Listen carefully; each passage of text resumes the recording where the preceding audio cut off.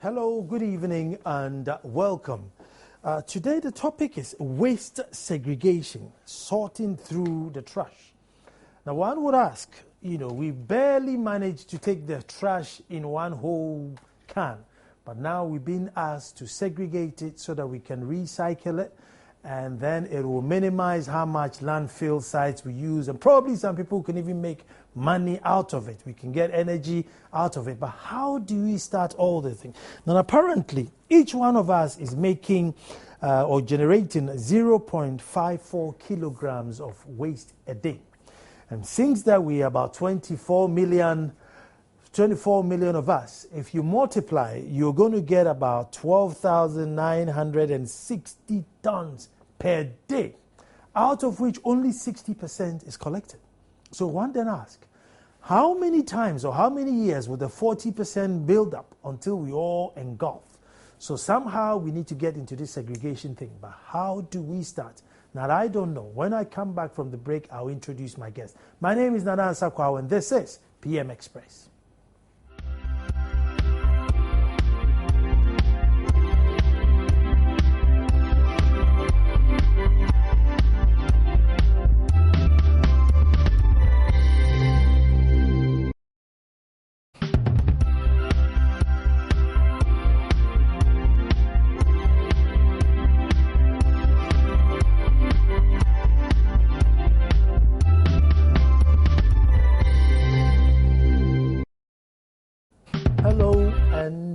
Welcome back, and the topic today is waste segregation and sorting through the trash.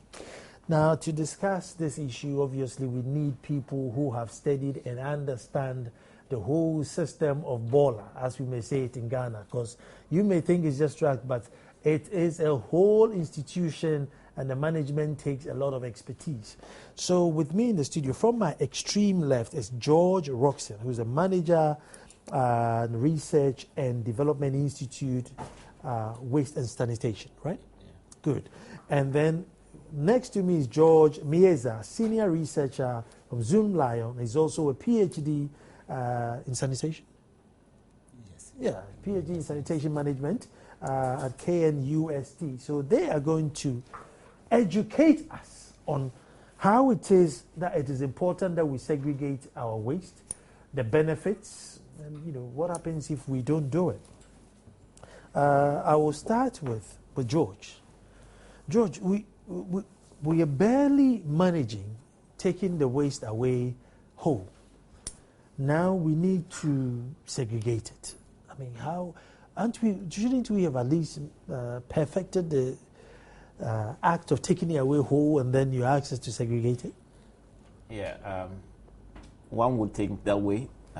But waste is very dynamic in the sense that as economy begins to grow or diversify, different things will be found in the waste.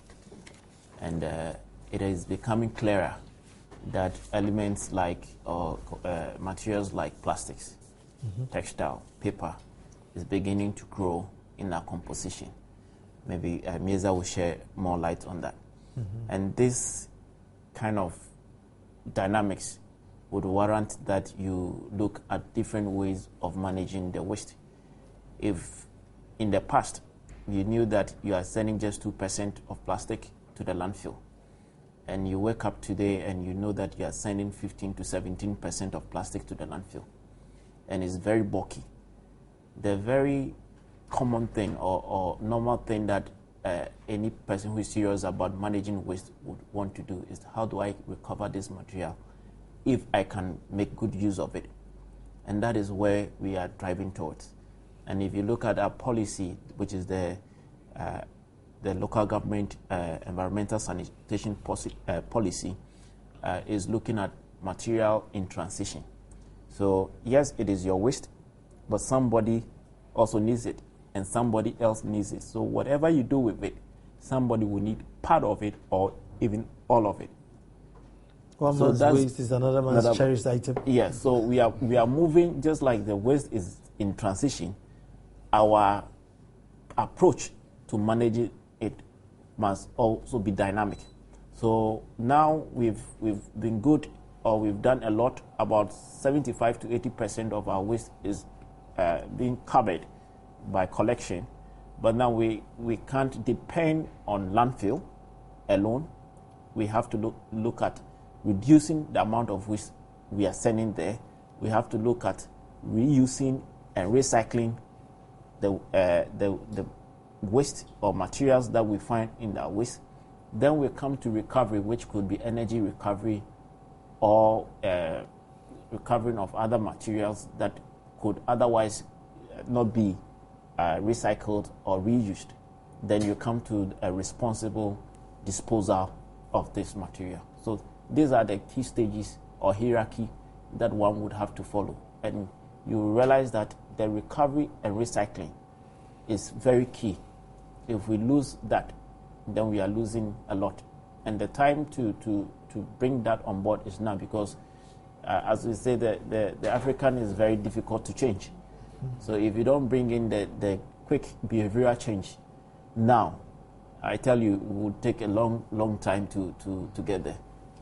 Well, if you are in Newtown, which is IE, the key electoral area, Accra, Newtown, these are your statistics. 67% of your waste is organics. And then you do 20% of plastics, you do 5% textile, and then you do metals are only 2%, glass and miscellaneous 2%, and paper is 4%. So, Kojo, with information like this, given to Newtown, what then do they do with it? That's interesting. Such information will actually help us to plan. It's one thing about waste management is how to get data, and the data will inform you as to how you should go about your management.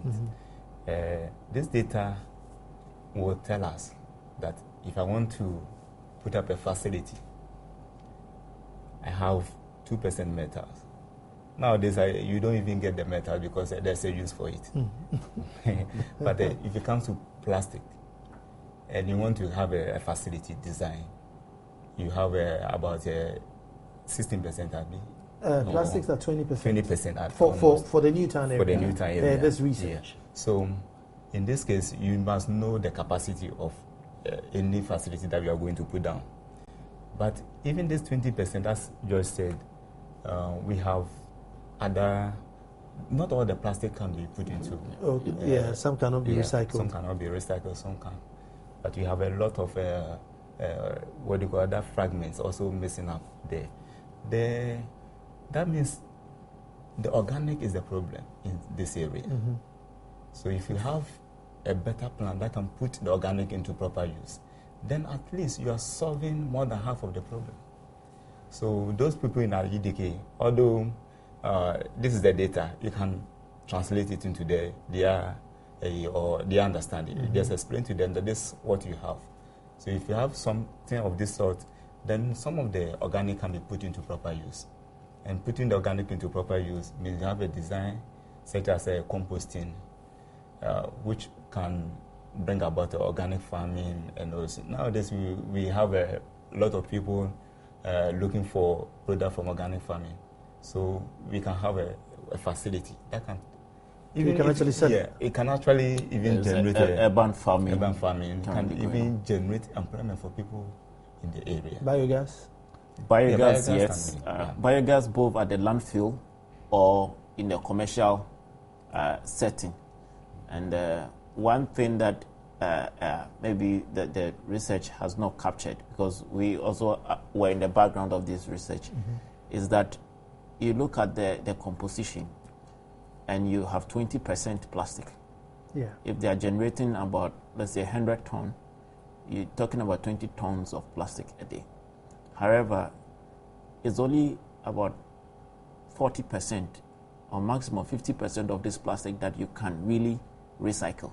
Okay. Because somebody buys kinky, wachi, and is in the plastic. So the plastic is so soiled with oil and other material that for you to recycle it, you need a lot of water and energy and labor to do it. So it doesn't even make it viable to handle such plastics. But if you look at the sachet water, because when people drink it, they just throw it away or they keep it. So you get kind of a cleaner plastic. Clean plastic. The gallons, the plastic chairs, broken plastic chairs, they are easy to handle. But the difficult ones that form close to 50 or 60%, that is where the problem is. The food items or the other food items, you have items. cold beer, more money. And funny enough, there are even people who don't have sanitary places to use. So they use these plastics as their means of containing their fecal matter. And they keep it in there, or they wait when the water is flowing, they put it in. So they've coined a term known as the gutter closet. So when the gutter is flowing, they just put it in and it forms a closet for them to flush. So these are real challenge. But if you look at the organic fraction, which could range from our research at the landfill level and at the treatment facilities, you're realizing that you have something between 42% to about 60% thereabout, depending on whether it's coming from the marketplace or the residential area or a low-income area. These are all factors that you have to consider.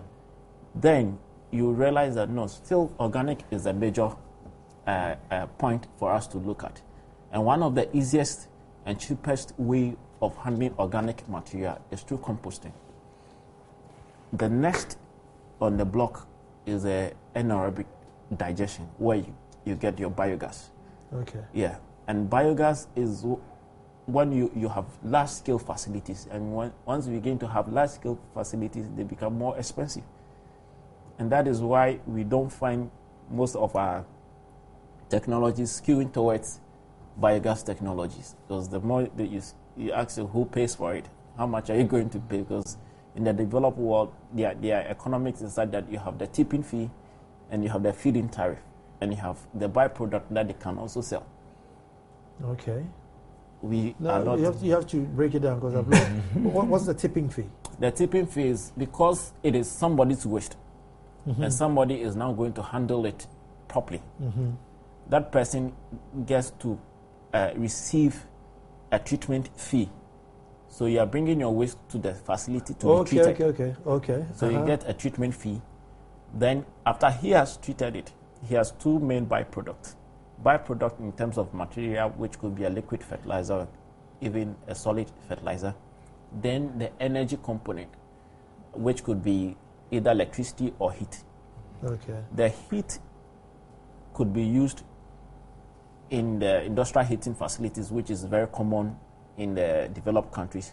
But when you come into a setting, it can only be used for industrial purposes. So if you have a pulp and paper industry, you have an abattoir or a food processing facility, then you can use this. So siting of even such facilities to the scale where you can utilize the resource that you are getting out of it is very key.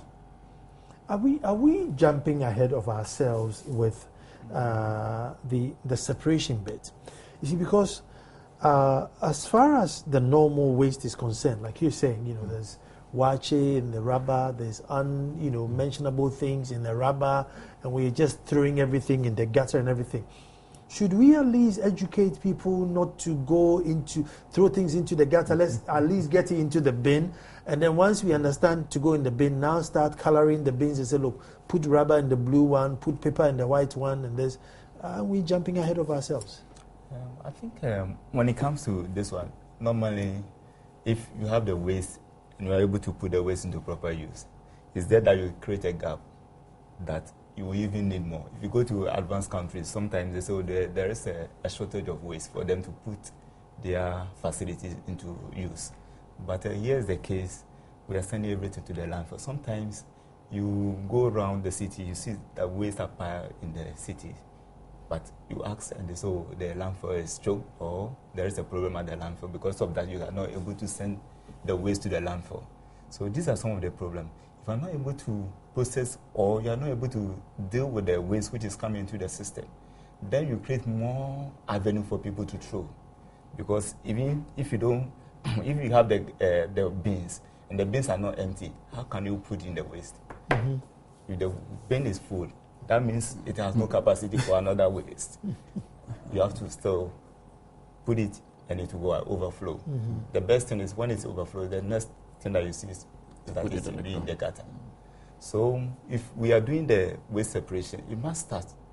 Put the segregated or the sorted waste into proper use. Once you are putting them into proper use, you create a gap which will make the bins empty for people to put it in. So it must go alongside. Okay, well, I'll take a break here, but when we come back, I'm still on my question that if majority of us are throwing our stuff into your door and on the street and everywhere, how many of us are being disciplined and putting our rubbish in the bin? So what percentage would we capture in this segregation, and how do we get everybody else on board? Stay tuned, we come back. Sorting through the trash, waste segregation is the subject matter here. Now they say cleanliness is next to godliness. So by that assertion, we all agree that in our major cities, God is nowhere near there because it is too filthy and God won't want to come here. And we need to clean it up so that indeed we can have God in our major cities. Now what I was, just before we wanted to break, I was asking my guest in the studio that generally, a lot of us have the habit of throwing our rubbish anywhere, in the gutter, just by the side of the road. And then there's a few who live in their posh residential areas who have their bins and will leave things in the bins. There are some who unfortunately may not be able to afford a bin, so they just discard into the nearest gutter or anywhere. So when we start doing this segregation, do we then just focus on the few who are using the bins? And how do we get those who are throwing in the gutter to join into this segregation business? And what percentage do we have who are abiding by the rule compared to those who are not, to see what the problem is? George, just that. Yeah. When we characterize the generation, the actors in the generation stream, you normally have the households, the commercial areas, then you also would have the industry. Okay, these are the major actors in the generation. But when you come to the household, you have the first class residential, the second and the third, or the high income, mid income, and low income. The high income would be more willing, or when you look at most of the surveys that we've conducted, that other researchers have conducted, especially in KNUST and in Legon and in Cape Coast University, realize that the high income group is always willing to try something new, to look at the source separation. When it comes to the ability to put in money without incentive, they count high. But when you come to the low income areas, it is you giving them incentive for them to comply. And that is the difference. And that is where the challenge is. We don't put a lot of effort or a lot of budget into the behavioral change component, which is the media campaign, the incentive, and the enforcement of laws. Yeah.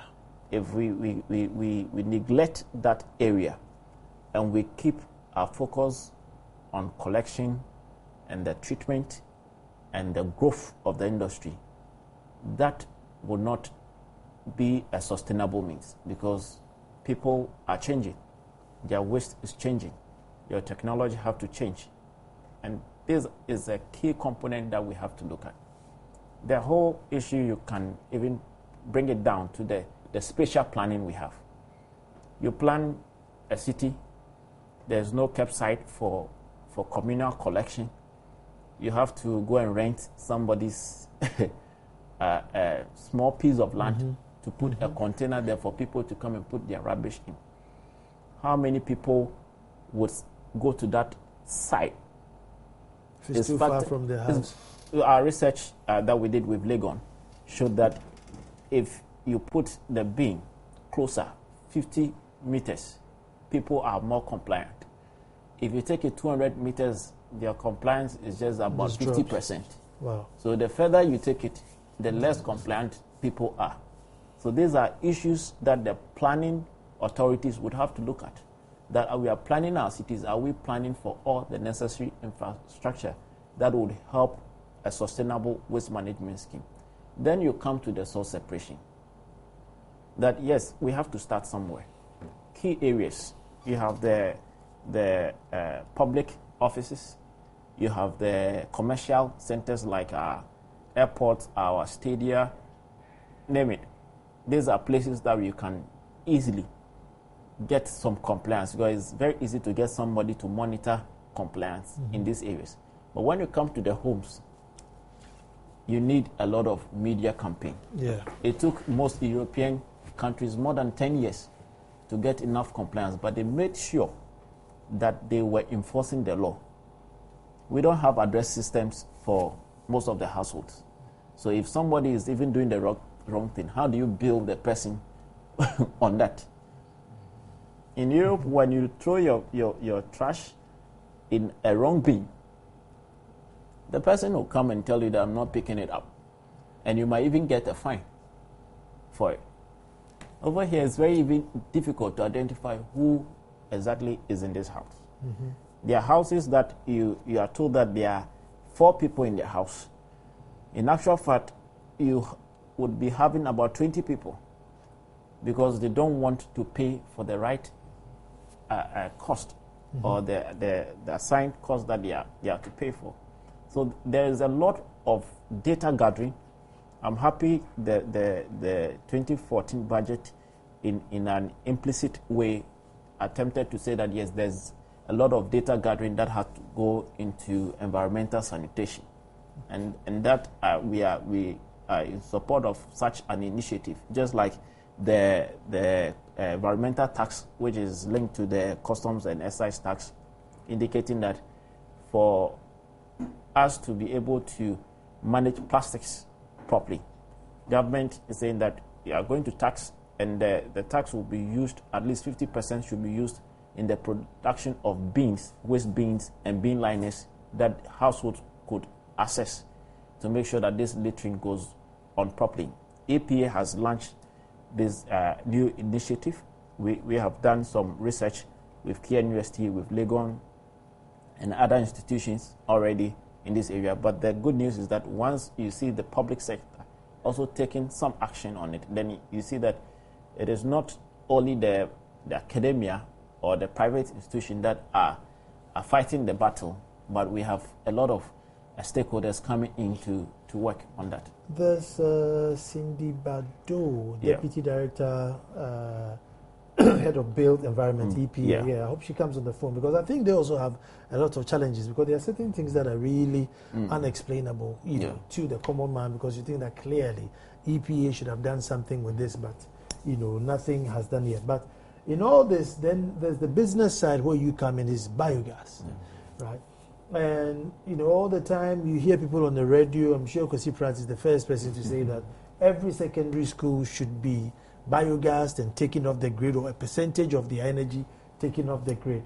And here we are with a huge chunk of our, rubbish, in organic matter, which means you need it to power this biogas. How practical is it?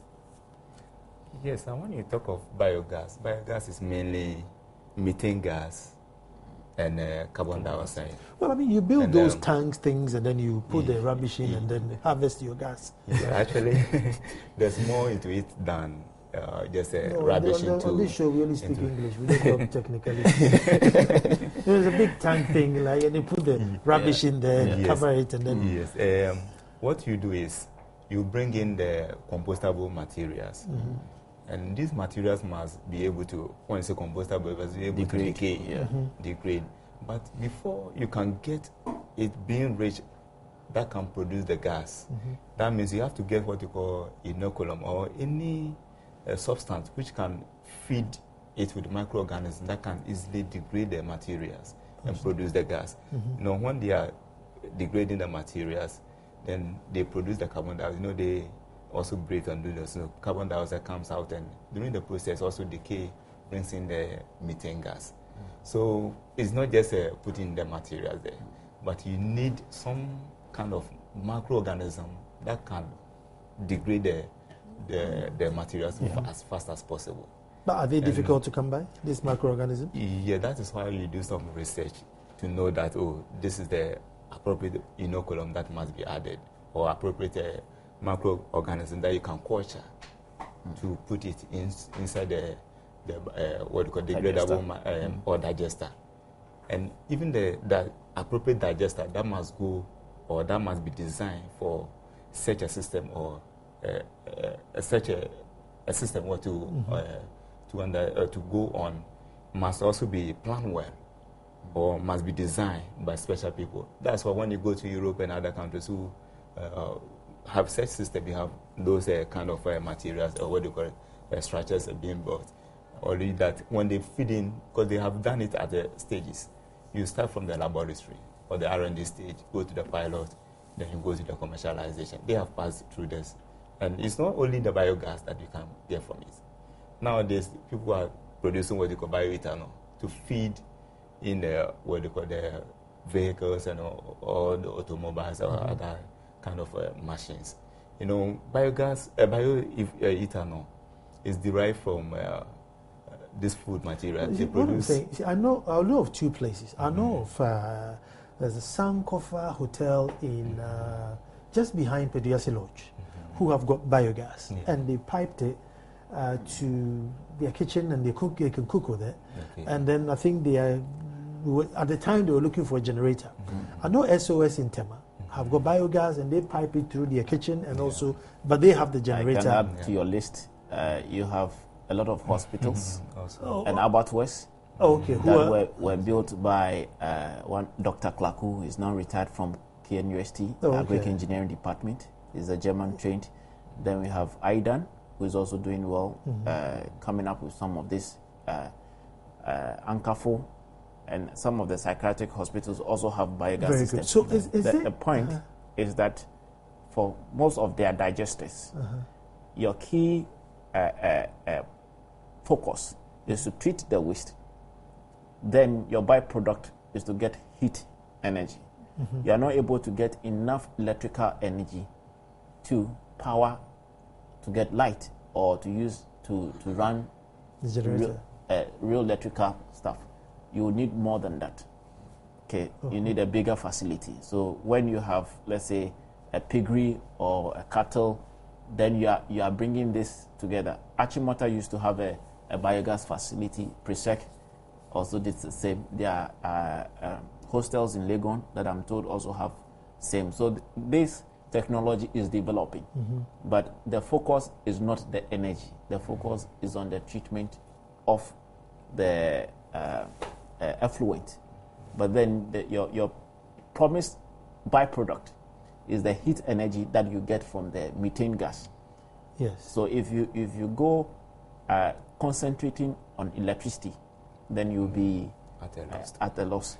I think to add to what you're saying, if your main agenda is to treat it as a waste management or sanitation, environmental sanitation, what you call problem, then you can be more sustainable.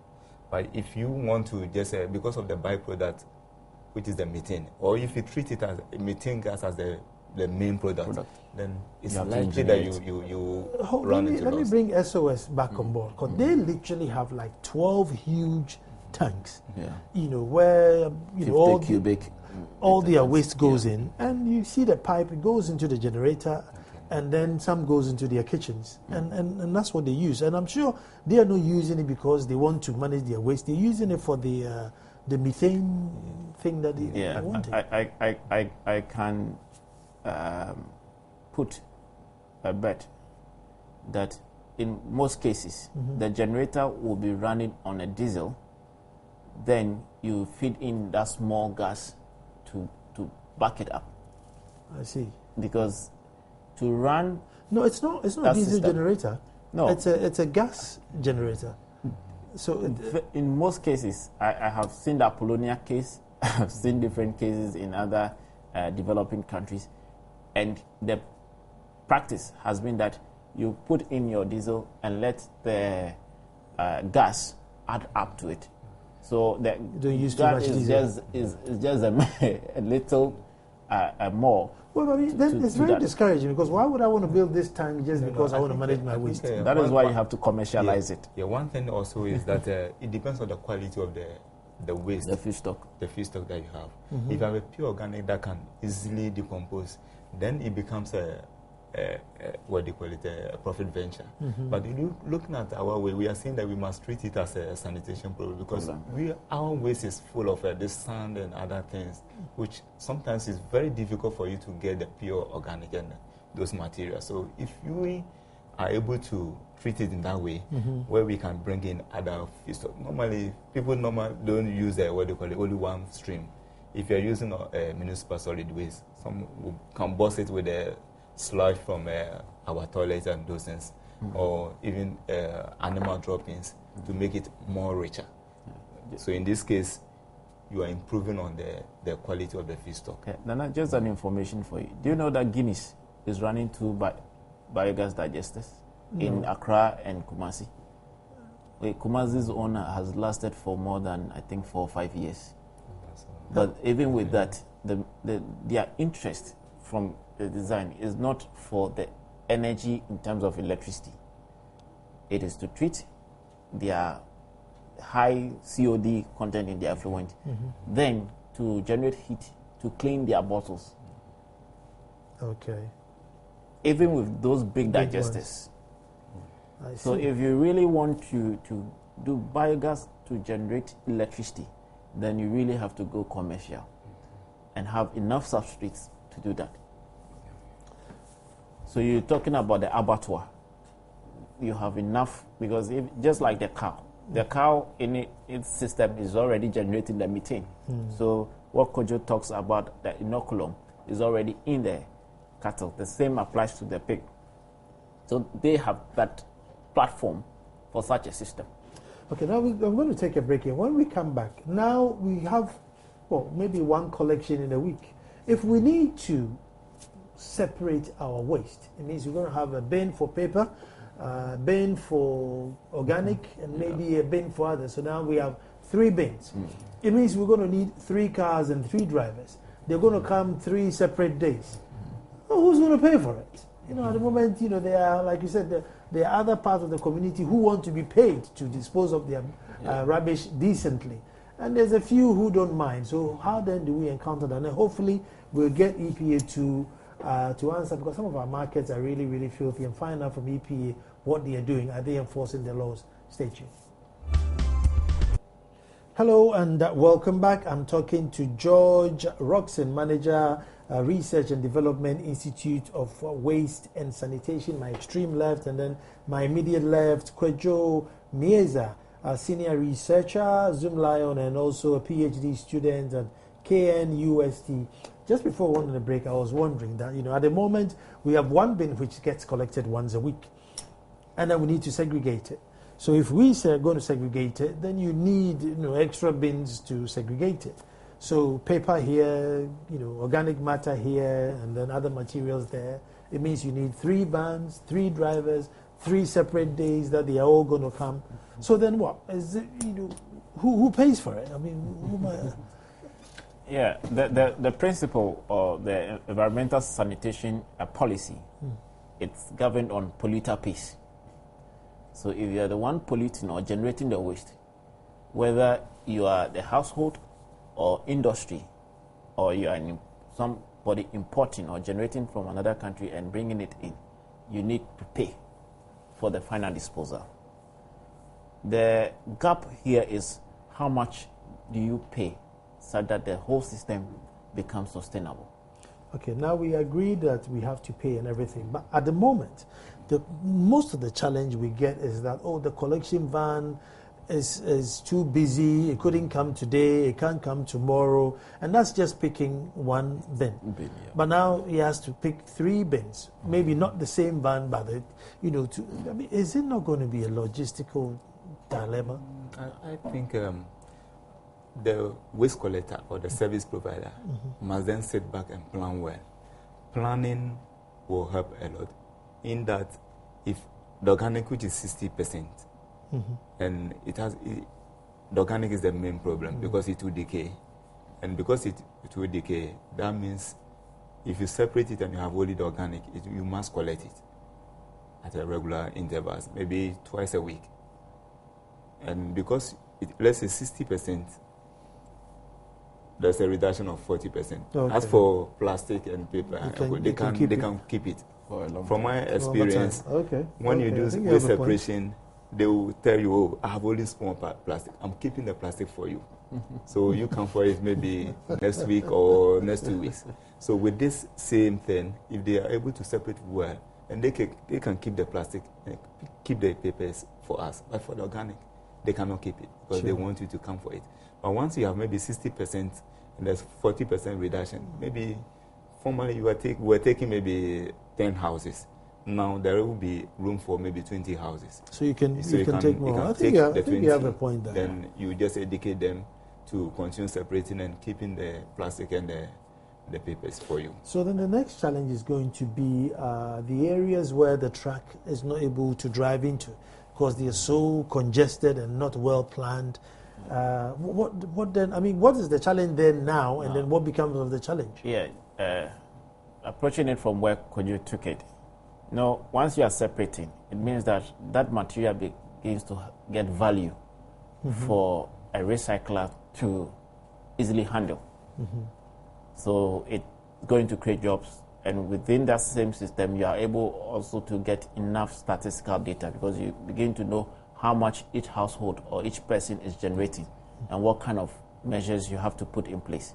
But when you come to the low-income areas where you have dense population, you don't have easy access to their households, then the best approach that we are currently suggesting and others are adapting is to bring back centers so that not just for their communal bin, but they can also bring the plastics or the bottles or cans to these centers for it to be either bought or so you could say a buyback center for them to get some incentive for it.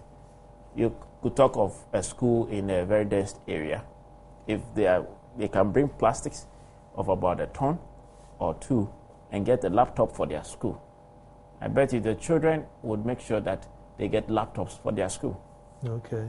But then it means that you are using a more incentive measure than saying that, look, you have to pay for this or that. So there's a cross-subsidization. Apart from all that, another challenge that I can foresee is, as a state, our willingness to enforce laws on sanitation. Yeah. You know, because it will be a huge challenge, you know, for you. And because if I know that I can make a mess and I'll never be arrested, what is my motive in walking 200 meters to go and put this rubbish there when I can just dump it here and not be arrested? Nana, we got reports from some companies. Example of it was Zoom Lion, where you give bins to people to litter in. They keep it in their houses to put water in. You know, the wash out cleaning, it's used as a reservoir. A reservoir for their water because they are solving another problem. They don't see you being able to put your trash in a good containerized system as the priority. Okay. Meanwhile, the laws say that you have to put your waste in the standardized bin, a bin, and make it available for the assembly to pick it up. So the assembly becomes the owner of the waste once you bring it out, because you shouldn't keep it in your house. And the assembly has franchised for private sector to handle the waste. So if you come in there and all you see is pieces of waste in boxes and in different things, it makes it handling very difficult. But the law clearly says that, you know, if you make a mess or put any rubbish anywhere that you're not supposed, you know, all these legal jargons, right? You know, so does it work? You know, or is it just in the book? I think so far. I mean, there's a sanitation course now, right? That's what I was going to point out. Yes, you just mentioned it. I remember one JIDA operative arresting a sugarcane seller for littering at the place where she had worked. And the AMA boss came out strongly to congratulate such a person. But how many people can go on doing that? It is for us to set up a system that is able to make sure that people comply. It is not easy, but once we set ourselves to doing that, one, we are saving the lifespan of our landfills. We are able to get enough material to feed new industries that are going to go into recycling. We are going to create jobs. And government is going to also get revenue out of them. So what is the cost of keeping a city clean? I think if I should cover it is in waste management as it is, has so many components. One is the inclusivity. That is we, the citizen, the stakeholders, then the funding, then come to the policies and go. So if there's anyone which is lacking, then it becomes a difficult issue. I see that the stakeholders, it's not only the service providers, not only the government, but everyone who generates waste is also involved in the campaign. So even at our setup, our offices, the media, if we spend maybe a minute in educating people about how to keep your surroundings clean, or even this waste separation exercise that we are introducing, if the media can even highlight it with a minute, telling people how to sort, it will do us a lot of favor. And as I said, everybody is involved. So it's not only the city authorities, they will do their best. They will come out with the policies that sometimes they cannot implement because they will tell you they lack the human capacity to do so. But the human capacity is you, the stakeholder, you, the one generating. If we don't put hands on deck, it will be very, very difficult. Sometimes people say it's only education. The educated must educate the uneducated so that they also get to know what is at stake. They all contribute with a little funding at stake or with a little funding which the service provided will lay hands on. We can all bring the city to its shape. If you go to other countries, maybe Singapore, other countries where they have achieved some level, you could see that the people are ready. Even my short experience, small experience that I have is that these 3 bins that they're going to give to people, if you introduce the household, even at East Legon, people say, oh, I hope you are not bringing in this one to collect my money. Will you attract another fee? See, they are afraid to pay, but they are not afraid to do the wrong thing. So, to me, the individual, the citizens, we have the power to make the city clean, and we have the power to make it dirtier cities. So, we must all bring our hands on deck.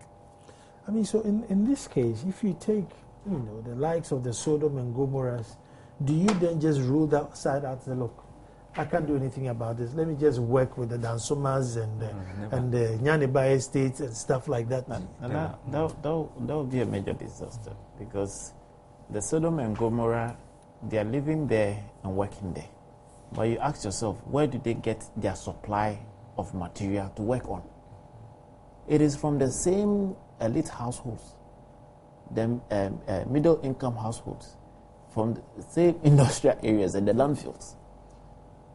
So if you are going to leave them to do their as usual, business as usual, then we are leaving ourselves a big problem. The state hasn't got the political will to correct them because every government depends on their votes. And we work on votes. We don't work on your sanitation thing. Yeah. And so if I were the government or whatever it is, they say, look, these people, leave them as they are because they'll vote for us. So then it makes your work hard because the guy has no incentive whatsoever to, toe a straight line. And I think if I should come in, it was mentioned buyback centers. Yeah. Oh, so at least you can collect, get some money back for it. Get some money back. And somebody brought in a concept where children from such poor areas, maybe sort about 5 polythene bag, maybe pure water as we call it, bring it to the toilet facility, latrine there, and it becomes a fee to enter. So if you introduce some of these things at some of these areas, That's a thought. Yeah. That's a good thought. But more especially with some of this slum development, the best way is to cut the source of supply. If the person is picking up electronics and all that and sending it there to burn, and you have an alternative infrastructure which doesn't allow such systems to get into their hands, but comes into the infrastructure to be handled properly, then you would have them moving away from there rather looking for employment in that organized infrastructure. But if we don't have any organized infrastructure and they can do as they want, they can burn for lead and poison themselves and everybody else. And when they burn, the pollution doesn't last just within that area. Studies that Atomic Energy conducted recently and GIZ and other Travels for miles. It travels miles.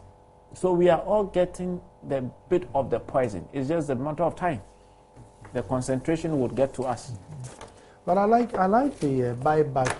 Bring a couple of sachet waters and come and use the loo for free. I think it's a smart thought, and I hope that the assemblymen and whoever's within these areas will probably consult you and start that initiative to incentivize people to clean up their surroundings, because you know what, we need to clean up our cities. We are really, really living in filth, and I think as a people it's unexcusable.